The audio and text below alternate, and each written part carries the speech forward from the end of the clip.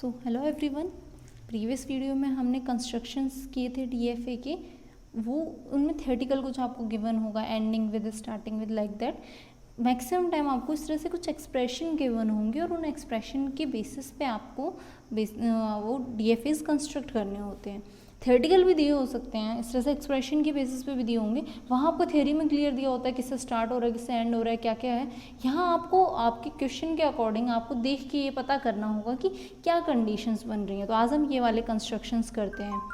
Okay, इन constructions में क्या होता है, स्टेप बाय स्टेप एक दो एग्जांपल्स में लूँगी, उन एग्जांपल के बेसिस पे हम ये देखते जाएंगे कि हमें क्या क्या पता है। लाइक मैं फर्स्ट क्वेश्चन लेती हूँ। फर्स्ट क्वेश्चन क्या है, a raised to power n b raised to power m where n and m could be greater than or equals to 1।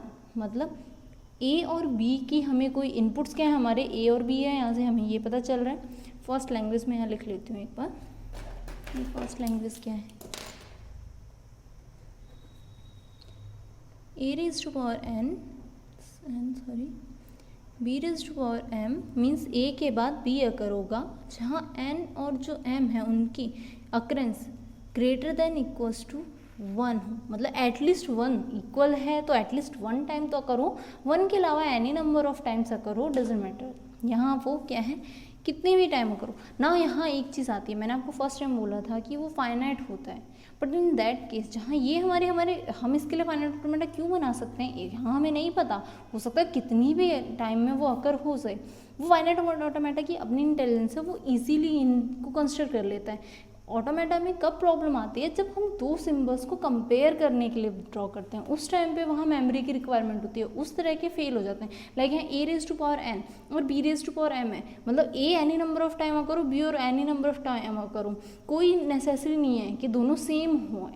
n हो सकता है 2 हो, m हो सकता है 3 हो, तो 2 टाइम्स a 3 टाइम्स b अगर हो रहे हैं, यहाँ कोई कंपल्सेशन नहीं है ना। बाय डिफॉल्ट इन केस वो आपस में सेम हो जाए तो भी हमें कोई मतलब नहीं, हमारे पास n और m की एक वैल्यू होगी, डेफिनेट फाइनाइट वैल्यू होगी, तो उसके अकॉर्डिंग ये अकर हो जाएगा। वही अगर ये a raise to power n और b raise to power n होता, उस केस में a और b की अकरेंस क्या थी, सेम हो जाती, और फिर हमें कंपेयर करना पड़ता, जितने ए अकर हो रहे हैं उतने ही बी अकर हो, तो वहाँ कंपैरिजन होता है। और जिस तरह के कंपैरिजन वाले जो होते हैं ऑटोमेटास, उसमें डीएफए कंस्ट्रक्शन पॉसिबल नहीं है। क्यों? क्योंकि हमारे पास फाइनाइट मेमोरी होती है और कंपैरिजन करने के लिए हमें एक एक्स्ट्रा मेमोरी चाहिए होगी ताकि हम वहाँ स्टोर कर सकें, देन कंपेयर कर सकें। और फाइनाइट ऑटोमेटा में कोई एक्स्ट्रा मेमोरी नहीं होती है, ठीक है। तो उस तरह के जिनमें कंपेरिजन होंगी उनके लिए डीएफए कंस्ट्रक्शन पॉसिबल नहीं होते हैं। तो कई बार आपको क्वेश्चन में इस तरह से भी गिवन हो सकता है यहाँ कंपेरिजन वाली चीज़ हो और आपको वो बोले कि इसका डीएफए क्या है, नीचे आपको 2-3 डायग्राम्स भी देगा जो ऑलमोस्ट लग रहा होगा कि वो सेम है, और एक ऑप्शन होगा DFA construction is not possible और नन ऑफ दीज, इस तरह से हो, देन इन दैट केस आपको नन ऑफ दीज ही चूज करना है। जब भी कोई कंपैरिजन होगा और आपको कहा गया होगा कि डीएफए ड्रॉ करो, तो कोई भी कंपैरिजन वाली चीज़ के लिए वहाँ पे डीएफए कंस्ट्रक्ट नहीं हो सकता। मतलब यहाँ a raise to power n b raise to power n होता, दोनों आपस में डिपेंडेंट है, दोनों की अकरेंस सेम होती, और उसको हमें चेक करने के लिए एक्स्ट्रा मेमोरी चाहिए, और डीएफए में कोई एक्स्ट्रा मेमोरी नहीं होती है। दैट्स वाई यहाँ पे उस तरह के डीएफए के कंस्ट्रक्शन पॉसिबल नहीं है। ओके, चलो हम ये स्टार्ट करते हैं। यहाँ कोई कंपैरिजन नहीं है तो इनके डीएफए कंस्ट्रक्शन इजीली हो जाएंगे। तो स्टार्ट करते हैं हमारा डीएफए कंस्ट्रक्शन। यहाँ सबसे पहले एन नंबर ऑफ एज अकर हूँ, एन नंबर ऑफ बीज अकर हूँ, बट एटलीस्ट 1 टाइम तो अकर होंगे होंगे। पहले ए है फिर बी है, और ए का भी एटलीस्ट 1 टाइम अकर होना कंपलसरी है, और बी का भी एटलीस्ट 1 टाइम अकर होना कंपलसरी है। तो हमारी जो मिनिमम लेंथ स्ट्रिंग बनी अगेन वो क्या बनेगी, मैंने लास्ट में ये बोला था हम सबसे पहले मिनिमम लेंथ स्ट्रिंग ट्राई करते हैं। तो मिनिमम लेंथ स्ट्रिंग क्या है, एटलीस्ट 1 टाइम ए, तो हमने 1 ए लिख दिया, और एटलीस्ट 1 टाइम बी भी अगर होगा तो ए भी तो हमारा मिनिमम लेंथ स्ट्रिंग बनेगा ही बनेगा। उसके अलावा कुछ भी हो सकता है, 2 times a then 2 times B भी हो सकता है, 2 टाइम्स ए 3 टाइम्स बी भी हो सकता है, ए बी भी हो सकता है, ए बी बी भी हो सकता है। इस तरह से मेरे को बहुत सारी पॉसिबिलिटीज़ हो सकती हैं। ये सब क्या है, वैलिड स्ट्रिंग्स हैं। अब इनवैलिड कौन सी होंगी, जहाँ पे यहाँ क्या है, ए पहले अकर होना कंपलसरी है, ए की 1 अकरेंस कंपलसरी है। अगर हमारा पहले बी से स्टार्ट हो गया और फिर हमारा कुछ चलता है, या फिर ए के बाद बी आ गया, नो प्रॉब्लम, लेकिन बी के बाद अगेन ए आया तो भी वो इनवैलिड है। क्यों? क्योंकि यहाँ बी के बाद ए नहीं आ सकता। हमारे पास क्या है, पहले ए जितने भी आने आ जाए उसका जितने भी बी आने आ जाएं, लेकिन बी के बाद ए या ए से पहले बी नहीं आ सकता। ओके, इस तरह के क्वेश्चन प्रोग्राम्स जब एक्सप्रेशन गिवन होंगे तो आपको इन एक्सप्रेशन से पता करना होगा कि आपका क्या हो सकता है क्या नहीं हो सकता। तो इस केस में तो एटलीस्ट वन की अकरेंस कंपलसरी है, तो एटलीस्ट वन ए एटलीस्ट वन बी आएगा। तो हम मिनिमम लेंथ स्ट्रिंग के लिए हमारा फाइनाइट ऑटोमेटा डीएफ जो सबसे पहले deterministic finite automata DF construct करते हैं। तो मिनिमम लेंथ स्ट्रिंग क्या है हमारी, इनिशियल स्टेट क्यू नॉट, सबसे पहले ए अकर हो एंड देन बी अकर होगा, फिर ही हम किस पे पहुंचेंगे, फाइनल स्टेट पे। ओके, ये हमारा बेसिक डायग्राम। अब हमें इसका डीएफए बनाना है, हर स्टेट पे हर इनपुट के लिए ट्रांजिशन देनी है। ए के बाद एनी नंबर ऑफ एज अकर हो, नो प्रॉब्लम, हमें ए के बाद एनी नंबर ऑफ एज आए, ए रेज़्ड टू पावर एन है, एटलीस्ट वन अकर होना कंपलसरी था, तो हमने एटलीस्ट वन कंपलसरी कर दिया। उसके बाद कितने भी ए आए no problem. Similarly at least one भी कंपलसरी था, तो हमने कंपलसरी वाली चीज़ को एक ट्रांजिशन भी दी। बाद में एनी नंबर ऑफ बीज आए नो प्रॉब्लम। अब कंडीशन कहाँ आती है, अगर बी से स्टार्ट होगा या ए से एंड हो, मतलब बी के बाद ए आ गया तो क्या होगा, तो ऑब्वियसली इस सिचुएशन में हम कहाँ जाएंगे, डेड स्टेट पे। अब हम यहाँ बी के बाद ए आने पे वापस रिवर्स क्यों नहीं जाएंगे जैसे हम प्रीवियस में जा रहे थे, क्यों, क्योंकि यहाँ कंडीशन जो हमें क्वेश्चन गिवन है उसके अकॉर्डिंग ए के बाद ही बी अकर होगा, बी के बाद ए नहीं अकर से हो सकता और ए से पहले बी अकर नहीं हो सकता। इसीलिए इन दोनों में डिफरेंस है, दैट्स व्हाई मैंने इसके लिए अलग से कंस्ट्रक्शन आपको एक्सप्लेन किया है। क्यों, क्योंकि थ्योरेटिकल में आपको ये नहीं गिवन होता इस तरह से, वहाँ आपको क्लियर चीज़ की होगी कि स्टार्ट क्या है, एंड क्या है, पहले क्या आएगा बाद में क्या, लेकिन इस तरह के एक्सप्रेशन में आपको देख के पता करना होता है कि क्या पॉसिबिलिटी। और यहाँ के ए के बाद बी अकर हो, बी के बाद ए अकर नहीं होगा, ए से पहले बी अकर नहीं होगा, तो ऑब्वियसली अगर बी के बाद ए अकर होता है इट मीन्स वो इनवैलिड है, बी ए से पहले बी अकर हो जाता है तो भी वो क्या इनवैलिड। क्यों, क्योंकि at least one time occurrence compulsory, it means एक ए तो आएगा। तो अगर पहले बी आ जाए तो हम कहाँ जाएंगे, डेड स्टेट पे। सिंपली अगर बी के बाद ए आ जाए तो भी हम कहाँ जाएंगे, डेड स्टेट पे। और डेड स्टेट पे तो ऑब्वियसली ए और बी इन दोनों के लिए हमारे पास क्या होगा, सेल्फ लूप होगा। ठीक है, ये हो गया हमारा इस expression A raised to power N B raised to power M का। अब मैं इसमें आपको एक स्ट्रिंग इनपुट करा के दिखाती हूँ ताकि आपको समझ आ जाएगी क्या वो हमारा वैलिड है या नहीं है। तो let's say 2 times A and 3 times B, ये मेरी इनपुट स्ट्रिंग है। इनिशियल स्टेट से गए, इनपुट हमेशा इनिशियल स्टेट से स्टार्ट होगा। एक ए यहाँ से मिल गया, एटलीस्ट वन ए कंपलसरी है तो एक ए मिला, देन सेकेंड ए यहाँ सेल्फ लूप से, देन बी एंड देन ये दोनों बीज हमें यहाँ के सेल्फ लूप से, तो ये मिल गया। इनवैलिड स्ट्रिंग लेते हैं कोई जिसमें बी से स्टार्ट हो रहा हो, लेट से बी ए बी, तो बी से स्टार्ट होते हैं हम कहाँ, डेड स्टेट पे पहुँचेंगे। सिमिलर अगर मैं ए बी ए लेती हूँ तो ए बी ए के बाद कहाँ, डेड स्टेट, ये दोनों इनवैलिड स्ट्रिंग्स थी। ठीक, तो ये इस एक्सप्रेशन के लिए हमारा डीएफए है। नेक्स्ट एक्सप्रेशन देखते हैं, a raised to power N B raised to power n where n m could be greater than equals to 0। यहाँ 1 था, एटलीस्ट 1 अकरेंस कंपल्सरी था, अब हमारे पास 0 है। Let me explain it. हमारा जो क्वेश्चन है वो क्वेश्चन है कुछ इस तरह से, a raised to power N B raised to power m, same वैसे ही है बट जो कंडीशन है वो चेंज हो गई। कंडीशन क्या हुई, N comma M could be greater than equals to 0। पहले क्वेश्चन में हमारे पास 1 था, अब हमारे पास क्या है, 0 है। 0 इट मीन्स ए के power 0, A raised to power 0 हुआ, इट मीन्स 0 की कोई अकरेंस। यहाँ पावर डजंट मीन, ऐसा नहीं है कि 2 raised to power 2 it means 4 आएगा, ऐसा नहीं है। 2 रेज़्ड टू पावर 2 मीन्स 2 की जो अकरेंस है वो 2 बार है। सेम वैसे यहाँ ए स्क्वायर अगर होता है, मान लो ए इसकी स्क्वायर बनती है ए, यहाँ अगर मैं इनकी वैल्यूज़ लूँ, अगर इस तरह से होता है A2 एंड B3 होते हैं, इट डजेंट मीन कि इसकी स्क्वायर और इसकी क्यूब कर रहा है, ये इसकी अकरेंस है कि 2 टाइम्स A और 3 टाइम्स B अकर हो रहा है। ओके, ये है इसका मतलब। तो अब यहाँ क्या है, अगर 0 है इट मीन्स A की अकरेंस और B की अकरेंस दोनों 0 हो सकती है। तो मिनिमम लेंथ स्ट्रिंग क्या होगी, अगर ए भी अकर नहीं होता है और बी भी अकर नहीं होता है तो उस केस में हमारी मिनिमम लेंथ स्ट्रिंग क्या बनेगी, ऑब्वियसली कुछ भी अकर नहीं हो रहा है तो एप्सिलॉन। यहाँ 0 है मतलब दोनों ही 0 हो सकते हैं, हम मिनिमम लेंथ स्ट्रिंग की ट्राई करते हैं। तो जो हमारी मिनिमम लेंथ स्ट्रिंग बनेगी ना वो क्या बनेगी, एप्सिलॉन, जो भी आपको लेना मतलब एक ब्लैंक स्ट्रिंग जो होगी वो हमारी मिनिमम लेंथ स्ट्रिंग बनेगी। ओके, सेकेंड ज़ीरो अकरेंस है।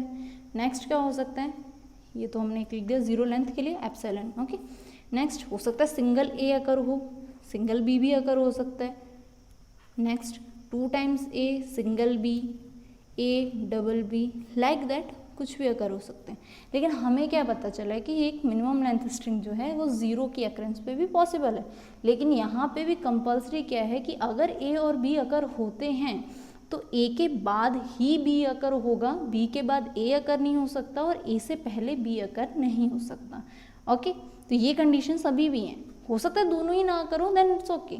अब मैंने आपको फर्स्ट वीडियो जो मेरी इंट्रोडक्शन थी उसमें ये भी बताया था कि हमारा ज़ीरो अकरेंस एप्सिलॉन कब एक्सेप्ट होता है, जब हमारी इनिशियल स्टेट ही फाइनल स्टेट हो जाती है। कुछ भी अकर नहीं हो रहा है, वो एप्सिलॉन को भी एक्सेप्ट कर रहा है। इट मीन्स व्हाट, हमारी इनिशियल स्टेट यानी कि क्यू नॉट खुद में एक फाइनल स्टेट भी है।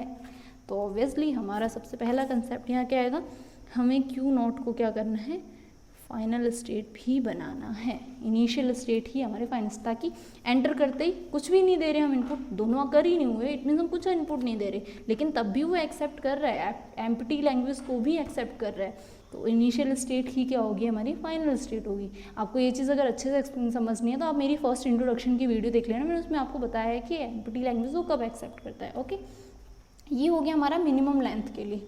अब उसके बाद की हमें कंडीशंस देनी है। अब तक क्या बोलते हैं, हम मिनिमम लेंथ के लिए बनाएंगे, लेकिन इन केस ए और बी अगर होता है तो वहाँ पे हमें कंडीशन भी देनी पड़ेंगी। अब एक इसकी पॉसिबिलिटी क्या है, अगर आप चाहो तो ये बना सकते हो एक कि इनिशियल स्टेट को ही फाइनल बनाया। मैं बताती हूँ, ये बच्चे अक्सर गलती करते हैं, इसलिए मैं ये वाला आपको जस्ट बता रही हूँ, बट ये गलत है। वो क्या करते हैं स्टूडेंट्स, ए और बी का सेल्फ रूट दे दे, वो बोलते हैं कि देखो ज़ीरो की अकरेंस है, नहीं अकर हो तो भी कोई दिक्कत नहीं, अकर हो जाए तो भी सेल्फ रूट है, कुछ भी हो सकता है। लेकिन ये गलत क्यों है मैं बताती हूँ आज आपको कि ये क्यों गलत है। सी, ए अकर हुआ, अगर मान लो बी और ए अकर होता है, हमारे इस क्वेश्चन के अकॉर्डिंग ए के बाद ही बी अकर होगा। ए अकर नहीं हुआ तो अकेला बी अकर हो जाएगा, लेकिन बी के बाद ए अकर नहीं हो सकता है। सिमिलरली ए से पहले बी अकर नहीं हो सकता, तो यहाँ तो हमारे पास ए से पहले भी बी अकर हो रहा है और बी के बाद भी ए अकर हो रहा है। और इसमें देखो तो इसमें मेरा बी देन ए एक्सेप्ट होगा, जबकि क्वेश्चन के अकॉर्डिंग ये हमारी इनवैलिड स्ट्रिंग है। दैट्स वाई ये जो हमारा डायग्राम है ना, ये जो फाइनाइट ऑटोमेटा है ये गलत है। ओके, अब हम बनाते हैं सही वाला।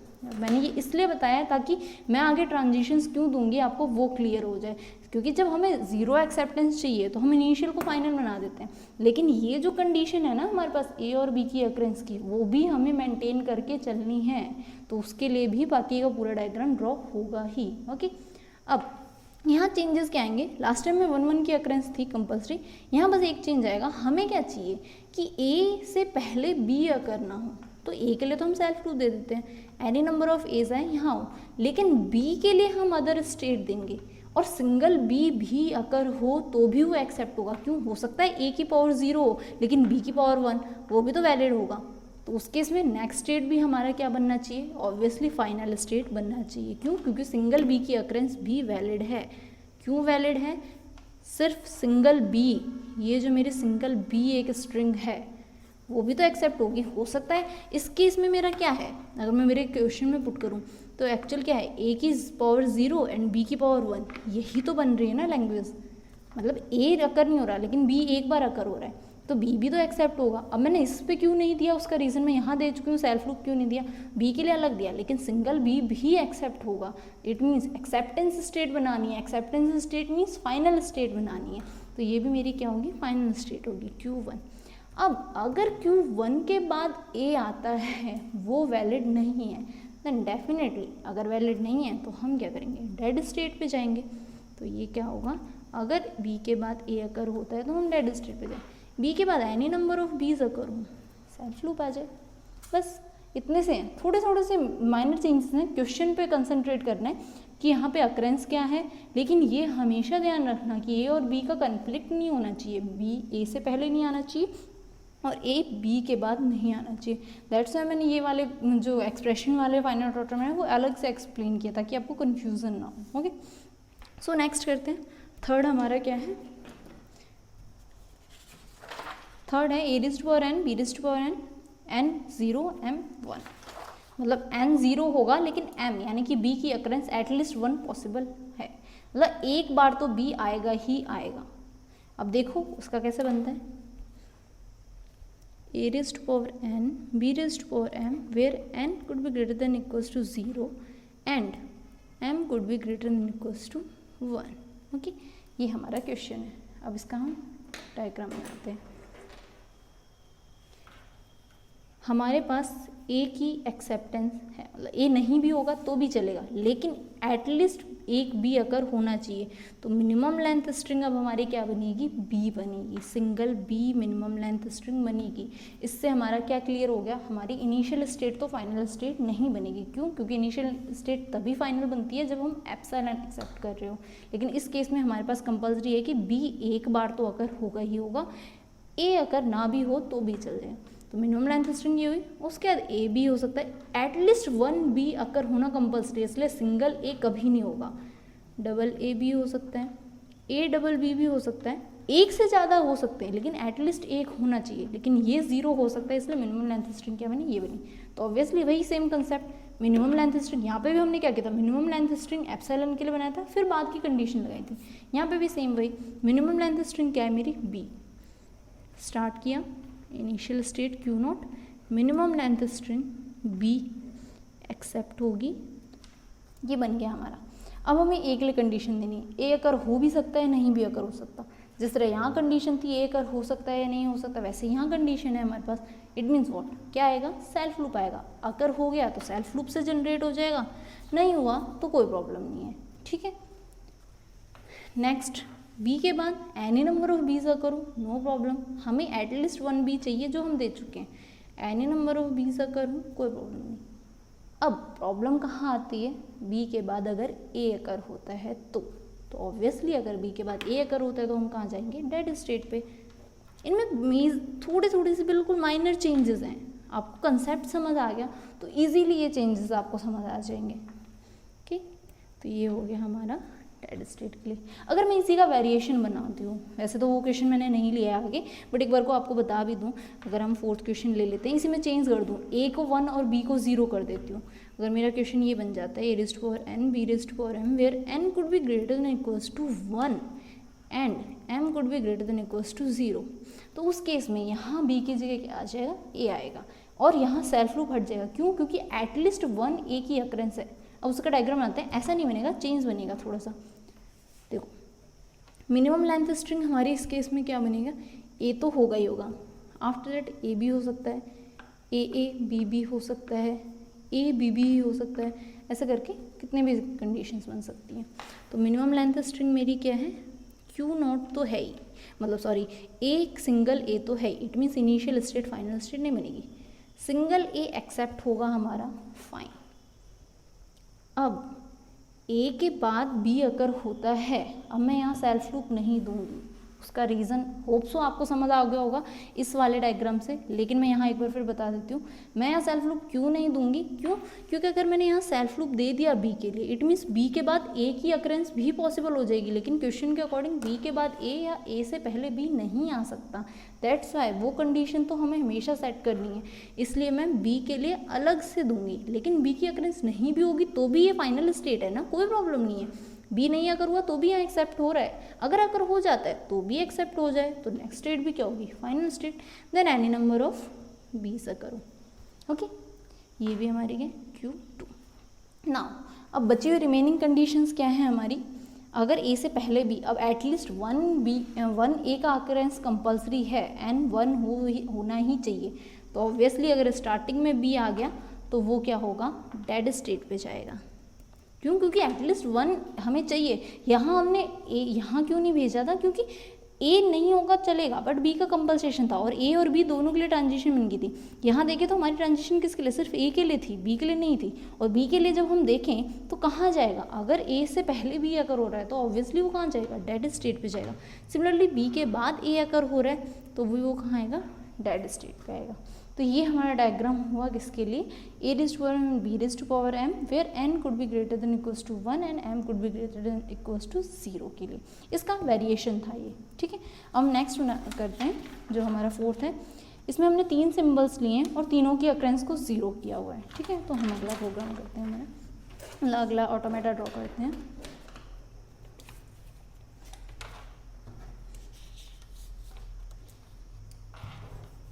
हमारा जो वैसे तो 4th था, पर ठीक है मैंने बीच में एक और ऐड कर दिया तो 5th हो गया। a raised to power n, b raised to power m, c raised to power k, where n, m, k greater than equals to 0। मतलब तीनों की अक्रेंस 0 पॉसिबल है, लेकिन यहाँ अगेन आपको ध्यान देना है कि अगर बाई चांस ए अकर हो गया तो ए के बाद ही बी अकर होना चाहिए, बी अकर हो गया तो बी के बाद ही सी होना चाहिए, ए और बी के बीच में सी अकर हो गया तो भी वो डेड स्टेट में जाएगा, बी और सी के बीच में या सी के बाद ए अकर हो गया तो भी वो डेड स्टेट में जाएगा, ए से पहले बी और सी अकर हो गए तो भी वो कहाँ जाएंगे, डेड स्टेट पे ही जाएंगे। ओके, अभी कैसे बनेगा वो मैं बताती हूँ। पॉसिबल कंडीशंस, सारों की अक्रेंस 0 पॉसिबल है, मतलब मिनिमम लेंथ स्ट्रिंग क्या बनेगी, एम्प्टी स्ट्रिंग। तीनों हो सकता है, a raised to power 0, b raised to power 0 and c raised to power 0 हो सकता है। उस केस में क्या होगा, हमारा कुछ भी जनरेट नहीं, it means what, epsilon generate हो रहा है। तो जो हमारी मिनिमम लेंथ स्ट्रिंग बनेगी वो क्या बनेगी, एक तो एप्सिलॉन बनेगी, और यहाँ से हमें क्या पता चल गया, हमारी जो इनिशियल स्टेट है वो फाइनल स्टेट बनेगी। नेक्स्ट, हो सकता है सिंगल ए अकर हो जाए, ये दोनों 0 हों, मतलब a raised to power 1, b raised to power 0, c raised to power 0 हो, तो यहाँ से क्या a अकर होगा, या सिंगल b अकर हो सकता है, a raised to power 0 हो, b raised to power 1 हो, c raised to power 0, तो यहाँ से क्या अकर हुआ, b अकर हुआ। सिमिलरली सिंगल c भी अकर हो सकता है, अगर a raised to power 0, b raised to power 0 और c raised to power 1 हुआ तो क्या हो सकता है, यहाँ से c। आगे क्या हो सकता है, a b हो सकता है, बी सी हो सकता है, इस तरह से हमारी अक्रेंस हो सकती है। अब ए और सी भी हो सकता है, कैसे, अगर बी 0 हुआ तो ए सी भी वैलिड है, अगर बी की अक्रेंस 0 हुई तो। लेकिन अगर बी अगर होता है देन सी बी के बाद ही अकर होगा, ठीक है। इस तरह की पॉसिबल हमारी स्ट्रिंग्स बनेंगी। मिनिमम लेंथ स्ट्रिंग क्या है, epsilon, it means initial state final state बनेगा। तो हमारा शुरू करते हैं, इनिशियल को तो फाइनल बनाते हैं, बाकी कंडीशंस हम अप्लाई करेंगे one by one. Initial state हमने फाइनल स्टेट बना दी डबल सर्कल में। आगे ए की अक्रेंस, सेम वही कंसेप्ट, जैसे ए और बी के लिए 0 0 था, ए नहीं भी अकर हुआ तो भी कोई प्रॉब्लम नहीं, अगर हो जाए तो हम एक के लिए तो सेल्फ लूप दे ही सकते हैं। मैं ए बी और सी तीनों का क्यों नहीं दूंगी, क्यों, क्योंकि फिर तीनों के आगे पीछे होने की पॉसिबिलिटीज हो जाएगी, वो मैं आपको ऑलरेडी क्लियर कर चुकी हूँ। तो ऑब्वियसली मैं बी के लिए क्या करूँगी, अलग ट्रांजिशन दूंगी, लेकिन वो बी के लिए भी क्या होगी, वो भी फाइनल स्टेट होगी। तो बी के लिए भी मेरी क्या हुई, फाइनल स्टेट हो, क्यों, क्योंकि बी की अकरेंस नहीं भी होती है तो भी कोई प्रॉब्लम नहीं, अगर बी अकर हो जाता है तो भी तो एक्सेप्ट होगा, क्यों, क्योंकि सी की अकरेंस आगे कंपल्सरी नहीं है, हो सकता है सी 0 हो तो हम क्यों आगे सी के लिए डालें, ऑब्वियसली फिर हमारा ये स्टेट भी क्या होगा, फाइनल स्टेट होगा। तो ये नेक्स्ट स्टेट भी क्या हो गया, फाइनल। अब बी के बाद सी अकर होता है तो यहाँ तो देखो सेल्फ लूप आ जाएगा बी के लिए, हो सकता है सिंगल बी अकर हो, 2 टाइम्स हो, 3 टाइम्स हो, कितनी बार हो सकता है एक भी बार ना हो, तो वो चीज़ हमने यहाँ डाल दी। अब उसके बाद बी के बाद सी, अब यहाँ मैं सेल्फ लूप क्यों नहीं दूंगी सी के लिए, क्यों, क्योंकि अगेन सी बी से पहले आ सकता है, लेकिन कंडीशन के अकॉर्डिंग बी के बाद ही सी आएगा, तो सी के लिए भी हमारी अलग ट्रांजिशन जाएगी और ये भी फाइनल स्टेट होगा, क्यों, क्योंकि सी की अक्रेंस 0 भी पॉसिबल है, 1 भी है, 2 भी है, 3 भी है, तो यहाँ सेल्फ लूप आएगा सी के लिए। ये बेसिक हो गया हमारा, ए बी सी तीनों अगर होते हैं तो भी कोई प्रॉब्लम नहीं, नहीं भी होते हैं तो भी सारी फाइनल स्टेट है। अब प्रॉब्लम क्या है, ए के बाद बी, मान लो यहाँ बी अकर हुआ है तो क्या इससे पहले सी अकर हो सकता है, नहीं हो सकता, नहीं अकर होगा तो ऑब्वियसली हम कहाँ जाएंगे, यहाँ ए और बी के लिए ट्रांजिशन हो गई, तीसरी सी के लिए बची थी, क्या सी के लिए हम यहाँ दे सकते हैं। आप लोग एक बार सोचोगे कि हो सकता है बी अकर ना हुआ, सीधा सी अकर हो गया तो क्या होगा, ठीक है नो प्रॉब्लम, लेकिन मान लो बी अगर होता है तो उस केस में ये चीज़ गलत हो गई ना। इसमें अगर मैं इसको यहाँ डायरेक्टली देती तो वो क्या करेगा, ए सी एंड देन नेक्स्ट लेगा, तो ऑब्वियसली मुझे सी के लिए अलग कंडीशन देनी है। मैंने ये जो स्ट्रिंग बनाई है ना, ए के बाद सी, मैं इसे डेड स्टेट में नहीं भेज रही हूँ अभी, ए के बाद सी वैलिड है इन दैट केस जहाँ बी अकर नहीं होगा, तो ऑब्वियसली मैं बी के लिए अलग बनाऊंगी और सी के लिए अलग बनाऊंगी। हो सकता है ए के बाद बी, अगर बी अकर होता है तो वो यहाँ आए और उसके बाद ही सी आए, लेकिन अगर बी अकर नहीं होता है तो ए के बाद सी के लिए वो अलग स्टेट पे आए, तो यहाँ क्या है, सी के बाद वो यहाँ, और ऑब्वियसली ए के बाद सी के बाद भी वो एनी नंबर ऑफ सीज ही पॉसिबल है, सी के बाद बी नहीं आ सकता है कभी भी, ठीक है, ये हो गया। नाउ अब आप यहाँ पे एक चीज़ देखो, मैंने इसको इस तरह से बनाया है। अभी यहाँ पे हम थोड़े से चेंजेस भी कर सकते हैं। एक बार हम इसमें रिमेनिंग काम कर लेते हैं, फिर मैं इसका एक और डायग्राम बताऊंगी आपको। यहाँ ए बी और सी के लिए हो चुका है, यहाँ बी और सी के लिए हो गया। बी के बाद ए पॉसिबल नहीं है, तो कहाँ जाएंगे हम? ऑब्वियसली डेड स्टेट पे। तो यहाँ से हम एक क्या ले लेंगे? डेड स्टेट ले लेंगे। सी के बाद बी और ए दोनों ही पॉसिबल नहीं है, तो आइदर ए आए या बी आए, हम डेड स्टेट पे जाएंगे। सिमिलरली यहाँ से भी सी के बाद ए आए या बी आए, हम कहाँ जाएंगे? डेड स्टेट पे जाएंगे। अब इसको मैं मिनिमाइज बताती हूँ। बेसिकली ये डायग्राम भी आप बनाओगे तो कोई प्रॉब्लम नहीं है, जब आप इसको मिनिमाइज करोगे तो ये थोड़ा मिनिमाइज हो जाएगा। मैं इसको एक ही अभी दूसरा डायग्राम इसका बता देती हूँ, दूसरा क्या पॉसिबल है। ओके, क्या पॉसिबिलिटी है? ऑब्वियसली वो बेसिक कंसेप्ट तो वही रहेगा, इनिशियल स्टेट, फाइनल स्टेट। क्यों? क्योंकि एप्सिलॉन पॉसिबल है। एज अगर हो तो यहाँ से हो जाएंगे, नहीं हो तो कोई प्रॉब्लम नहीं। बी के लिए ये हो गया, ये भी फाइनल स्टेट और ये। अब मैं क्या करूँगी, इन दोनों को सेम फाइनल एक ही स्टेट बनाऊंगी। क्यों बनाऊंगी वो देखो, यहाँ पे भी क्या है? सी, फिर सेल्फ लूप ऑफ सी। यहाँ पे भी क्या है? सी और सेल्फ लूप ऑफ सी। तो इसको मैं दो अलग जगह क्यों भेजूँ? मैं क्या करूँगी, ये Q1, यहाँ से मैं ये कंसेप्ट बना लेती हूँ, ये सी वाला, ये भी फाइनल स्टेट, और ये हो गया सी का। अब यहाँ मुझे सिर्फ क्या कंसेप्ट बनाना है? सिर्फ ये बनाना है कि बी के बाद अगर सी होता है तो मैं यहाँ भेज देती हूँ ना। यहाँ एक अलग स्टेट बनाने के बजाय मैं यहाँ भी भेज सकती थी, फिर एनी नंबर ऑफ सीज आए। अब बीच की कंडीशंस क्या बची मेरी? सिर्फ डेड स्टेट वाली। यहाँ ए बी और सी तीनों के लिए हो चुके हैं, यहाँ और यहाँ हमें रिमेनिंग चाहिए। तो डेड स्टेट वाली कंडीशंस मैं यहाँ से दे दूँगी। ये हमारा डेड स्टेट था, तो इस पर सेल्फ लूप लगाना मत भूलना, ए और बी के लिए और सी के लिए भी। सॉरी, 3 इनपुट्स हैं। ओके, तो सिमिलरली यहाँ पे अब देखो, सी के बाद ए और बी दोनों पॉसिबल नहीं है, तो आइदर ए आए या बी आए, हम कहाँ पहुँच जाएंगे? डेड स्टेट पे। बी के बाद सिर्फ ए आने पे ही डेड स्टेट पहुँचेंगे। बी के बाद सी तो आ ही सकता है, यहाँ सी के लिए हो चुका था, बी के लिए हो चुका, क्या बचा था? सिर्फ ए बचा था। और यहाँ सेल्फ लूप होगा ए बी एंड सी, तीनों के लिए। ऑब्वियसली डेड स्टेट है, तो डेड स्टेट में हर इनपुट के लिए हमारे पास क्या होता है? सेल्फ लूप होता है, तभी हम कहीं भी नहीं जा सकते। अभी आप इसको 3 एरो बनाओ या सिंगल सेल्फ लूप लगा के ए कॉमा बी कॉमा सी, कॉमा लगाना मत भूलना। ये मैं आपको ऑलरेडी प्रीवियस वीडियो में बता चुकी हूँ कि कॉमा की क्या इंपॉर्टेंस है। ठीक है, तो ये हमारे पॉसिबल एक्सप्रेशंस, इसके रिलेटेड बहुत से एक्सप्रेशंस बनते हैं। आपको बस वो क्या करेंगे, यहाँ नंबर ऑफ वेरिएबल्स इंक्रीज कर देंगे, नंबर ऑफ सिंबल्स इंक्रीज कर देंगे, यहाँ की कंडीशन चेंज कर देंगे। यहाँ 1 दिया है, 2 दे सकते हैं, 3 दे सकते हैं, और भी चीज़ें यहाँ पे बनती हैं। तो हो सकता है वो उस तरह के प्रोग्राम आपको एक्सप्रेशंस भी दे और फिर वो आपको बोले इनका ऑटोमेटस। तो बस ये कंसेप्ट आपको ध्यान रखना है। लाइक मैं एक एग्जाम्पल करवा ही देती हूँ, चलिए, जिसमें हम 2 ले लेते हैं ताकि आपको कन्फ्यूज़न ना हो। ऐड से मैं एक क्वेश्चन ले लेता हूँ, एक्सप्रेशन, जिसमें a raised power N B raised power m है। N could be greater than equals to 2 कर देती हूँ, अभी तक हमने 1 का किया था, और M could be greater than equals to 0। ठीक है, ये ले लेती हूँ मैं, ये हमारा बन गया। अब इसके बाद हम इसका डायग्राम बनाते हैं। अब यहाँ ए की अकरेंस 2 टाइम्स कंपल्सरी है, पर बी 0 भी हो सकता है, तो मिनिमम लेंथ स्ट्रिंग हमारी क्या बनेगी? डबल ए तो बनेगी ही बनेगी। क्यों? क्योंकि ए की 2 टाइम्स अकरेंस कंपल्सरी है।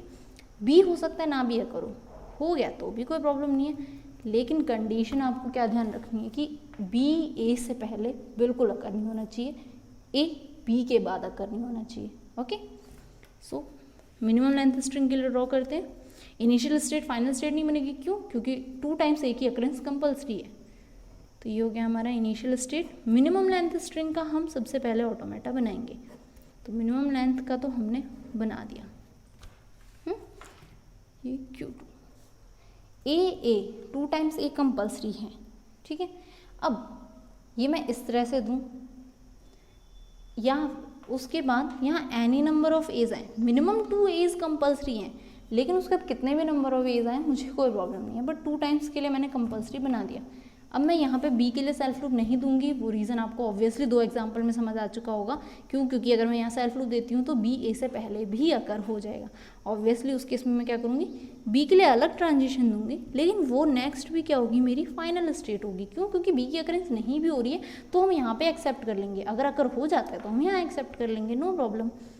तो ये हो गया, और उसके बाद एनी नंबर ऑफ बीज अकर हो, ये हो गया। अब 2 टाइम्स ए के बीच में भी आता है तो, या पहले भी आ जाता है तो क्या होगा? मतलब एक स्ट्रिंग मेरी बन रही है ए बी ए वाली, जबकि हमारी कंडीशन के अकॉर्डिंग तो डबल ए कंपलसरी था ना स्टार्टिंग में, तो ये ऑब्वियसली कहाँ जाएंगे हम इस केस में, डेड स्टेट पे। सिमिलरली अगर बी से स्टार्ट हो जाता है तो भी हम कहाँ जाएंगे, डेड स्टेट। तो ये दोनों क्या है, इनवैलिड स्ट्रिंग। तो अगर स्टार्ट हो जाता है किससे, बी से, तो हम कहाँ जाएंगे, डेड स्टेट।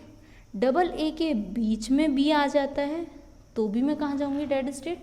और बी के बाद ए आएगा ऑब्वियसली हमारे प्रोग्राम एक्सप्रेशन के अकॉर्डिंग, बी के बाद ए अकर नहीं हो सकता, तो बी के बाद ए अकर हुआ तो भी हम कहाँ आएंगे, डेड स्टेट पे। ठीक है, इस तरह की पॉसिबिलिटीज़ होंगी। यहाँ आपको वो कुछ वैल्यूज़ चेंज करते जाएंगे और उसको ऑटोमेटा पूछ लेंगे, कहीं आपको 2 दे देंगे, 3 दे देंगे, इस तरह के कुछ वो आपको एक्सप्रेशन देंगे और आपसे बोलेंगे कि इसका ऑटोमेटा ड्रॉ करो। सिमिलरली हो सकता है वो इस तरह से दे दें, एक और मैं बता दूँ, सिर्फ एक सिंबल के लिए दें, might possible, a raised to power 2n where n could be greater than equals to 1, ये भी दे सकते हैं। अब यहाँ आप देखो, ये इंटेलिजेंस होती है क्वेश्चन देने की। आपको यहाँ देख के लगेगा कि a की अकरेंस 1 है, लेकिन look at the power, power क्या है 2n, यानी 2 डॉट, अगर मैं मिनिमम लूँ 2.1 then it will be what, a raised to power 2 ना, मतलब मिनिमम 2 टाइम्स a की अकरेंस कंपलसरी है, तो मिनिमम लेंथ स्ट्रिंग क्या हुई हमारी, डबल a हुई। तो ये चीज़ होती है, इस तरह की वो इंटेलिजेंस थोड़ी सी यूज़ करेंगे आपको क्वेश्चन देने में, तो आपको उन पे भी ध्यान रखना है। अगर वो यहाँ नहीं दे रहे तो माइट पॉसिबल यहाँ चेंज कर दें। तो इसके लिए भी हम अगर ड्रॉ करें, मैं आपको बता देती हूँ, अगर हम इसका भी ड्रॉ करें तो क्या बनेगा। तो यहाँ बेसिकली क्या है, अगर हम देखें मिनिमम लेंथ ये है, लेकिन एक चीज़ ध्यान रखना, अगर ए की एन की वैल्यू 2 होते ही ये क्या हो जाएगा, a raised to power 4 होगा। 2.2 होते ही क्या हो, a raised to power, it means what, even number of edge की अकरेंस हो रही है, each and every time even number of edge occur होंगे आपके। तो यहाँ 2 टाइम्स, मिनिमम 2 टाइम्स होंगे, देन 4 हो सकते हैं आपके, sorry it's 4 times a, then अगर एन की वैल्यू 3 हुई तो 6 times a. Okay, like that even occurrence है, ए की इवन टाइम अकरेंस है। अगर इसी को वो चेंज कर देते तो वहाँ आपकी यहाँ पे पावर चेंज होने से फिर कुछ कंसेप्ट चेंज होता। इस क्वेश्चन के अकॉर्डिंग आपकी इवन अकरेंस है एज की, तो आपको यहाँ इवन नंबर ऑफ एज की अकरेंस के लिए प्रोग्राम बनाना है, यानी कि आपका ऑटोमेटा बनाना है, सॉरी। तो मिनिमम 2 तो आने ही हैं, तो क्यू नो ए, देन नेक्स्ट ए। अब आपको यहाँ पे ध्यान क्या रखना है, इट्स Q2 सॉरी, सिंगल ए का आप यहाँ पे सर्कल नहीं दोगे। क्यों, अगर आपने यहाँ पे सेल्फ लूप दे दिया तो 3 टाइम्स ए भी पॉसिबल हो जाएंगे। लाइक मैं अगर यहाँ सेल्फ लूप देती हूँ, 2 टाइम्स ए आया, देन 3 भी पॉसिबल होगा, 5 टाइम्स भी पॉसिबल होगा, लेकिन मुझे तो इवन अकरेंस ही चाहिए। इट मीन्स वॉट, मुझे अगर ऑड में कोई भी ए अकर होता है तो मुझे उसके बाद एक और, इवन और ऑड में एक का ही तो डिफरेंस होता है। अगर यहाँ 2 के बाद तीसरा अकर हो जाता है तो मुझे चौथा ए ही तो चाहिए, बस थर्ड ए के बाद फोर्थ ए ही तो चाहिए, तो मुझे क्या सिर्फ एक ए की अकरेंस है। अगर मैं यहाँ सेल्फ लूप दे देती हूँ तो ये बन जाएगा ना, देखो कितना ईजी है, एक ए हमें यहाँ से मिल गया, दूसरा यहाँ से, तीसरा मिला यहाँ आ जाएंगे, चौथा मिलते हैं यहाँ, फिर पांचवा यहाँ हटाया। इस तरह से हमारे पास बेसिकली इवन अकरेंस होगी हमेशा एज की। तो बेसिकली इस तरह से चेंजेस होते हैं, यही सेम एक्सप्रेशंस होंगे, इसी तरह के एक्सप्रेशन होंगे। ए बी सी की जगह पी क्यू आर दे देंगे, थोड़ी सी वैल्यूज़ चेंज कर देंगे, थोड़ी सी उसमें कंसेप्ट लॉजिक लगा लेते हैं और आपसे फिर वो ये पूछेंगे कि इनमें से कौन सा वैलिड फाइनाइट ऑटोमेटा है इस पर्टिकुलर लैंग्वेज के लिए। तो आइदर आपको थियोरेटिकल दे सकते हैं या आपको इस तरह से एक्सप्रेशन में देंगे और फिर वो पर्टिकुलर ऑटोमेटा आपसे ड्रॉ करवाएंगे कि कौन सा ऑटोमेटा इनमें से वैलिड है। ओके, तो ये होता है ऑटोमेटास का कंस्ट्रक्शन। हमने दोनों तरह से कर लिए हैं, बेसिक थियोरेटिकल दिया हो जिसमें स्टार्टिंग एंडिंग का हो वो, और एक एक्सप्रेशन के थ्रू।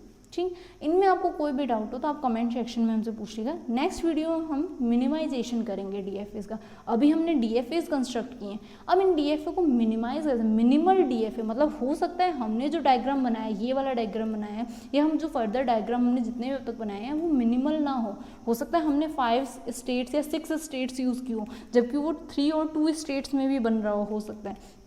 तो वो चीज़ें भी पॉसिबल है। ऑब्वियसली जितनी ज़्यादा स्टेट्स होंगी, अभी तो हमने छोटे छोटे एक्सप्रेशन लिए, एक्चुअल में रियल लाइफ जो एग्जांपल्स होते हैं उसमें तो बड़े बड़े एक्सप्रेशंस होते हैं, देन बड़े बड़े ऑटोमेटास ड्रॉ होते हैं, तो उसको हम जितना बड़ा बनाएंगे उतनी ज़्यादा हमारी कॉम्प्लेक्सिटी इंक्रीज होगी।